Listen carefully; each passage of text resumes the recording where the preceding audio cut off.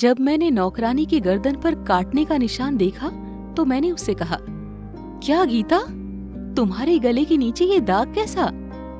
लड़की घबरा गई और बोली, कहाँ? मच्छर के काटने का हो सकता है। मच्छर के काटने का निशान क्या होगा? क्या तुमने मुझे बेवकूफ समझा? ऐसा लगता है कि किसी ने तुमको काट लिया है। गीता ने तब कहा, क्या आप इस दाग के बारे में बात कर रहे हैं? अरे ये तो इशिता अप्पू की बिल्ली के काटने का निशान है। मैंने उस दिन बिल्ली को गोद में लिया था और शैतान बिल्ली ने मेरे गर्दन को काट लिया था।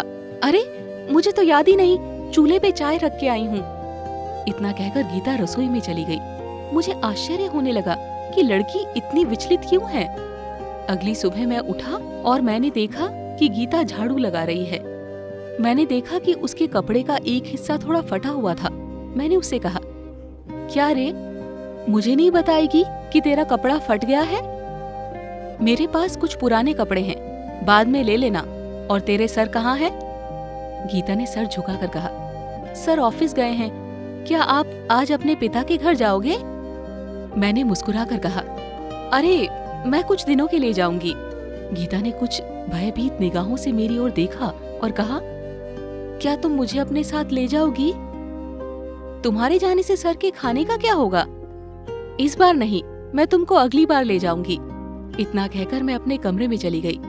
जब मैं नहाने के बाद शीशे के सामने खड़ी थी और अपने बालों को ठीक कर रही थी तो मैंने अपने गर्दन के नीचे ठीक उसी जगह पर काटने का निशान देखा जहाँ गीता के गले में काटने का निशान था। एक पल में मेरा पूरा शरीर कांप उठा।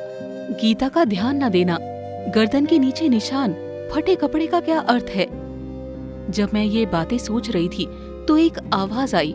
मैं दौड़कर रसोई में गई तो देखा कि गीता को चक्कर आ रहे थे। मैं गीता को खींचकर डॉक्टर के पास ले गई। डॉक्टर ने रिपोर्ट देखी और कहा कि वो 3 महीने की गर्भवती है। ये सुनकर गीता जब रो पड़ने वाली थी तब मैंने उसके हाथ पकड़ लिया ताकि डॉक्टर को कुछ समझ न आए। जब मैं डॉक्टर के कक्ष के बाहर आई और गीता को घर ले आई तो मैंने उससे पूछा, ये तुम्हारे साथ किसने किया? तब गीता रोई और बोली, इसके लिए मेरे पति जिम्मेदार हैं। जब मैं 4 महीने पहले अपने पिता के घर गई थी तो पहली बार मेरे पति ने उसके साथ ऐसा करने के लिए मजबूर किया था। उसके बाद से जब भी मौका मिला मेरे पति ने उस पर जानवर की तरह छलांग लगाई। मेरे पति ने उसे इतनी धमकी दी कि वो मुझे कभी नहीं बताएगी। गीता जब ये सब कह रही थी तो ऐसा लग रहा था जैसे कोई बार बार मेरे दिल पर वार कर रहा हो।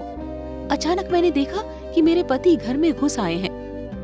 मुझे और गीता को सोफा पर बैठा देखकर मेरे पति ने कहा, तुम लोग दरवाजा खोलकर क्यों बैठे हो और बातें कर रहे हो? फिर उन्होंने गीता को एक शॉपिंग बैग दिया और कहा, ये तुम्हारे लिए कपड़ों का एक नया सेट है। मैंने अपने पति की ओर देखा और मुस्कुराकर कहा, नए कपड़े लाने से क्या फायदा? रात को तुम उसकी कमीज को फाड़ दोगे। मेरी बात सुनकर मेरे पति चौंक गए। क्या सब बात कर रही हो? मैंने अपने पति की आंखों में देखा और कहा, गीता जब पहली बार इस घर में आई थी तो वो हाफ पैंट पहनने वाली छोटी सी लड़की थी। आज गीता बड़ी होकर सलवार पहनती है तो सलवार का रिबन खींचने के लिए क्या आपका दिल नहीं कांप रहा था? आप अपने गंदी जरूरतों को पूरा करने के लिए लड़की को इतना नष्ट कर देते हैं। आप लड़की को प्रेग्नेंट करते हैं। इसके साथ ही मैंने रिपोर्ट को अपने पति के मुंह पर फेंक के मारा। उसने रिपोर्ट को देखा और बुदबुदाया। मेरा विश्वास करो, मैंने उसके साथ कुछ नहीं किया। वो कहीं ना कहीं गलत काम करने के बाद मुझ पर आरोप लगा रही है। जब मेरे पति ने गीता के बाल पकड़कर खींचने की कोशिश की तो मैंने बीच बचाव करते हुए कहा, सावधान रहो, अगर तुम उसे छूते भी हो तो मुझसे बुरा कोई नहीं होगा। मैं आपको आपके पापों का परिणाम भुगताने की पूरी कोशिश करूंगी। मैं गीता को लेकर घर से निकलने वाली ही थी कि मेरे पति ने मेरा हाथ पकड़कर कहा, मैं तुम्हारा पति हूँ, तुम मेरे साथ ऐसा नहीं कर सकती। मैं मानता हूँ कि मैंने गलती की है। यदि आवश्यक हो तो मैं बच्चे का गर्भपात करवा दूंगा। मैं इसके लिए गीता की क्षतिपूर्ति करूंगा। फिर भी तुम ऐसा नहीं कर सकती हो। मैंने हाथ हटाकर कहा, दरअसल आप इंसान नहीं हैं, जानवर हो।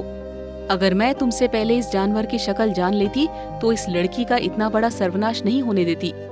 ये कहकर मैंने गीता को अपने साथ लेकर एक कपड़े में घर से निकल गई और मैं इस इंसान जैसे जानवर के अंत का इंतजार कर रही हूँ।